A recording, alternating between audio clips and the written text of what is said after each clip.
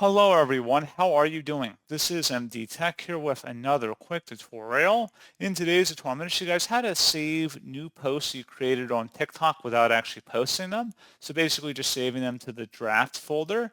So this should hopefully be a pretty straightforward process here, guys. And without further ado, let's go ahead and jump straight into it. So all you have to do is open up your TikTok profile and select the little plus button at the bottom.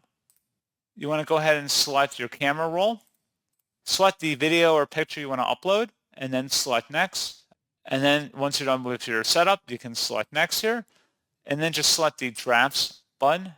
And then it should appear in your drafts folder. And if you want to edit them later, just come back in here, go into your profile page, select profile in the bottom right to open up your profile page.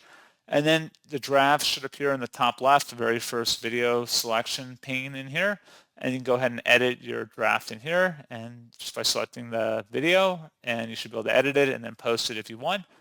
Select the post button when you're done, and that's all you have to do. So pretty straightforward process, guys. And as always, thank you for watching. I do hope I was able to help you out, and I do look forward to catching you all in the next tutorial. Goodbye.